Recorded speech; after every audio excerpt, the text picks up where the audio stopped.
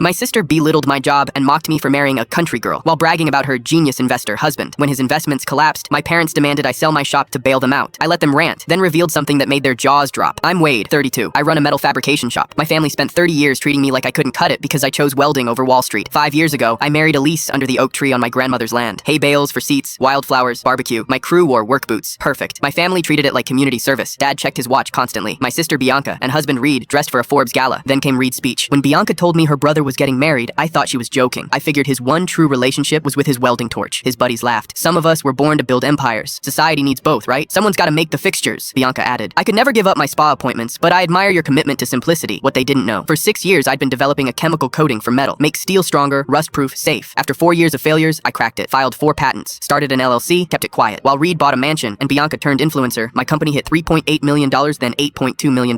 We still drove our old trucks. Nothing changed outside. Reed, meanwhile, quit his corporate job to start a hedge fund. Made aggressive plays. Dad talked about him like he'd invented capitalism. One night, Reed cornered me at their housewarming. Good for you, man. Honest work. Someone's gotta make the stuff we put in our offices. Then my cousin called. Reed's in serious trouble. Lost everything. His client's money. There's talk of fraud charges. Your parents are coming for you. Days later, a legal threat arrived. I was expected to sell my property to resolve Reed's emergency. I called our lawyer. He laughed when we explained everything, including the detail Elise discovered. Reed had been running a hedge fund, and his biggest position was shorting my coating company, the one I owned. Reed bet over $1 million that I would fail. When my company succeeded, his entire position blew up. He destroyed himself betting against me. The deadline passed. Monday morning, 3 cars pulled up. Dad, Mom, Bianca, Reed, and their lawyer walked into my shop without knocking. We need to act immediately, Dad said, dropping a purchase agreement on my workbench. This saves the family. Saves him, I corrected. Bianca begged. He made a mistake. You can't let him go to prison. He made a series of choices. Their lawyer cleared his throat. You have a clear familial obligation. The property is deeded to you. Was deeded to me. Past tense. Elise stepped forward. 2 years ago, this property was transferred to an LLC as a corporate asset. Wade is the founder and majority owner. The land belongs to his corporation. Dead silence. What company? Reed's face went completely white. I pulled out his hedge fund's financial filing. The coating company you shorted. You bet over $1 million of your clients' money that it was a scam. You were so convinced your welder brother-in-law couldn't build something real that you staked everything on my failure. When it didn't fail, you lost everything. You destroyed yourself betting against me. Bianca collapsed to the floor, sobbing. You were supposed to be the one who needed us. Our lawyer walked in right on time. Your demand letter is legally worthless. Furthermore, there's evidence Mr. Reed misrepresented his position to investors. Told them it was insider information when it was arrogance. That's securities fraud. I haven't turned this over to the SEC yet. Their lawyer was already packing his briefcase. They left broken. 3 months later, I signed acquisition papers in a conference room surrounded by lawyers and executives. Major industrial manufacturer wanted my patents and process. The number on the purchase agreement, $22 million,